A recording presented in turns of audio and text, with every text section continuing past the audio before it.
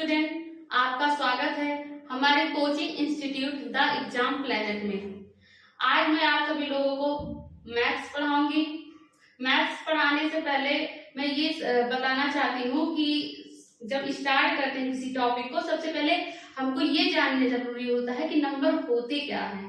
अगर इसके बारे में हमको जानकारी नहीं होगी तो हम किसी भी चैप्टर पर कोई भी क्वेश्चन सॉल्व करने में असमर्थ रहेंगे। तो सबसे पहले हम जानते हैं कि नंबर क्या होते हैं, किस नंबर को क्या कहते हैं। आइए हम जानने की कोशिश करते हैं। चलिए देखते हैं। Whole number. होल नंबर मतलब क्या होता है? पूर्ण संख्या। हमारा ये होल नंबर होता है वो हमारा किससे स्टार्ट होता है? जीरो से। 0, 1, 2, 3 और कहां तक? अनंत। इसे क्या बोलते हैं? इन्फिनिटिव या अनंत बोलते हैं। और जो हमारा सेकंड नंबर आता है वो आता है नेचुरल नंबर। नेचुरल नंबर मतलब क्या होता है? प्राकृतिक संख्या। प्राकृतिक संख्या क्या होती है? जो 1 से स्टार्ट होती है, जैसे 1 है, 2 है, 3 है, 4 है और कहां तक? अनंत तक, मतलब इनफाइनाइट तक। फिर इसके बाद आते हैं ऑड नंबर। ऑड नंबर मतलब क्या होता है? विषम संख्या। विषम संख्या मतलब जो किसी से न कटे, जैसे 1 है, 3 है, 5 है, 7 है और कहां तक? इनफाइनाइट तक। ये आपकी क्या हो गई? विषम संख्या। Even number. इवन नंबर मतलब क्या होता है? सम संख्या। सम संख्या क्या है? जैसे 2 है, 4 है, 6 है, 8 है। ये जो विषम संख्या है वो किसी अदर नंबर से भी कट सकती है। जैसे 4 है, 4 किससे कटेगी? 2 से। और 4 से भी। और 6 किससे कटेगी? 2 से, 3 से। ये तो हमारी क्या हो गई? ये सम संख्या हो गई। फिर आता है हमारा क्या? कंपोजिट नंबर मतलब भाज्य संख्या। भाज्य संख्या क्या है? जैसे 4 है, 6 है, 8 है, 10 है और इनफाइनाइट तक, मतलब अनंत तक। भाज्य संख्या वो होती है जो 1 से भी कटे और खुद की संख्या से कटे और किसी अदर नंबर से कटे। जैसे 4 है, 4 को हम 1 से भाग देंगे तो 4 आएगा, यानी 4 1 से भी कटेगा और 4 को जब हम 4 से भाग देंगे तो 4 से भी वो कैंसिल आउट हो जाएगा। फिर उसके बाद आता है 6। 6 किससे कैंसिल आउट होगा? ये 1 से भी कैंसिल आउट होगा, 6 से भी कैंसिल आउट होगा, 2 से भी कैंसिल आउट होगा और 3 से भी कैंसिल आउट होगा।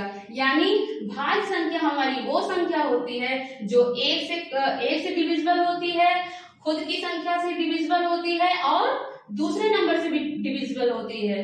वो ऐसी संख्या को हम क्या कहेंगे? भाज्य संख्या।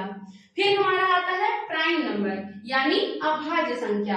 ऐसी संख्या जो 1 से कटे और खुद से कटे लेकिन किसी और नंबर से ना कटे, ऐसी संख्या को हम क्या कहते हैं? अभाज्य संख्या। जैसे हो गए आपका 2, 3, 5, 7, 11 और कहां तक? इनफाइनाइट यानी अनंत तक।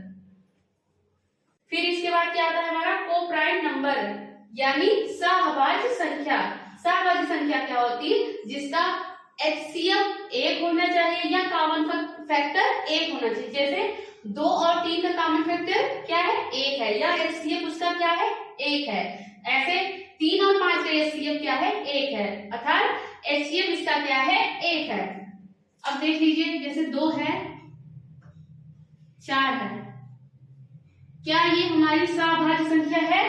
नहीं है। क्यों नहीं है? क्योंकि इसका कॉमन फैक्टर 2 है या एचसीएफ इसका क्या है? 2 है। तो 2 और 4 क्या होगा? वो हमारी सहभाज्य संख्या नहीं होगी। फिर आगे देखते हैं हमारा परफेक्ट नंबर यानी परिपूर्ण संख्या। परिपूर्ण संख्या क्या होती है? जैसे 6 है, 6 किससे डिविजिबल होगा? 1 से, 2 से, 3 से और खुद 6 से। लेकिन याद रहे 6 को हमें नहीं लेना है, तो इसका एडिशन कितना होना चाहिए? उतना ही होना चाहिए जितने हमने नंबर लिया है। जैसे 1 + 2 + 3 = 6, यानी हमारा 6 आ जा रहा है। तो ये 6 क्या हो गई? हमारी परिपूर्ण संख्या हो गई। ऐसे 4 है, 4 किससे डिविजिबल होगा? 1 से, 2 से और खुद 4 से। लेकिन याद रहे हमें 4 नहीं लेना है। अब 1 को जब 2 से जोड़ेंगे तो कितना आएगा? 3 आएगा। क्या हमारा ये परिपूर्ण संख्या है? नहीं है, क्योंकि हमने नंबर कितना लिया था? 4 लिया था। आया कितना? 3 आया। तो हमारी ये क्या है? परिपूर्ण संख्या नहीं है। फिर आता है इंटीजर यानी पूर्णांक संख्या। पूर्णांक संख्या क्या होती है? जो माइनस से स्टार्ट होके ये -3, -2, -1, 0, फिर 1 2 3, ये हमारी क्या होगी पूर्णांक संख्या। इसे हम क्या कर सकते हैं, इसे हम सरल रेखा पे प्रदर्शित कर सकते हैं। जैसे ये है, ये हमारी क्या हो गई, ये मूल बिंदु हो गया, यहाँ पे 0 0 होगा, यहाँ पे इतनी इधर साइड जितनी इधर साइड वाली जितनी भी संख्याएं होती है वो निगेटिव होती है, और इधर साइड वाली जितनी भी संख्याएं होती है वो क्या होती है पॉजिटिव होती है, यानी धनात्मक होती है। तो इसे सरल रेखा पे क्या किया जा सकता है, प्रदर्शित किया जा सकता है।